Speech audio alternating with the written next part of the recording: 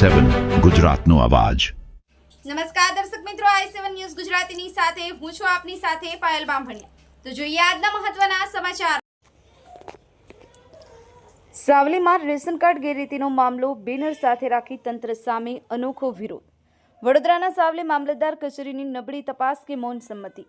નિયમ વિરુદ્ધ એક જ ઘરમાં બે રેશન કાર્ડની ફરિયાદને 120 દિવસ થયા। સાહેબ તપાસ માટે મુહૂર્ત ક્યારે નીકળશે તેવા બેનર સાથે રાખી તંત્ર સામે અનોખો વિરોધ કરવામાં આવ્યો। કિરણ પડિયાર, i7 ન્યૂઝ ગુજરાતી, વડોદરા। પરિપત્ર મુજબ રજૂઆત પણ કરેલી છે, પરિપત્ર બી મેં આપેલો છે। તેમ છતાં આજે 5 મહિનાનો લાંબો સમય વીતી ગયા છતાં તેમ આજ દિન સુધીમાં કોઈ કાર્યવાહી નહીં કરવામાં આવી।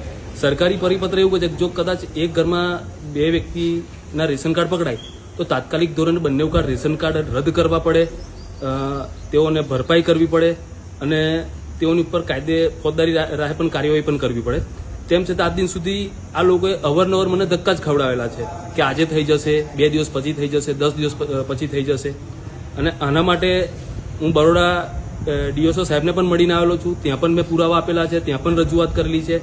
તેમ છતાં આ લોકો ઉપલા અધિકારીની પણ વાત નથી માની રહ્યા।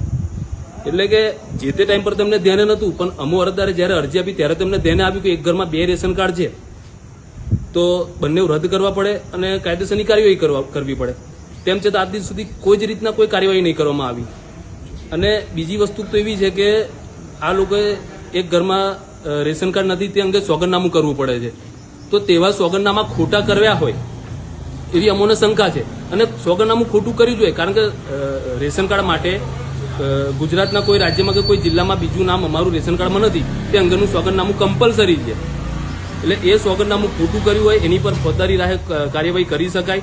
તેમ છતાં જે તે અધિકારી અમારી વાતને નજરઅંદાજ જ કરેલી છે। અને બીજી વસ્તુ કે મેં પોલીસ સ્ટેશનમાં પણ એક અરજી આપેલી છે અને બીજી પોલીસ સ્ટેશનમાં પણ આ લોકો સાથ સહકાર નથી આપતા। હું પોલીસવાળા પાસે જ્યારે જઉં છું પોલીસ સ્ટેશન, આપના જે સાવલી પોલીસ સ્ટેશન લાગે છે ત્યાં અવારનવાર એક જ વસ્તુ કે ભાઈ તપાસ ચાલુ છે અને મામલતદાર સાહેબ અમને ત્યાંથી માહિતી નથી આપતી। આપણી માંગણી સંદર્ભે શું કરશો? કાયદેસરની કાર્યવાહી કરવી પડે, કારણ કે ગરીબ મધ્યમ વર્ગના માણસને જો કદાચ રાશન ચાલુ કરવું હોય ને તો ઘણા બધા ધક્કા ખાવા પડે છે। તો આ રીતના જે બોગસ ભૂતિયાઓ રેશન કાર્ડ છે તેઓની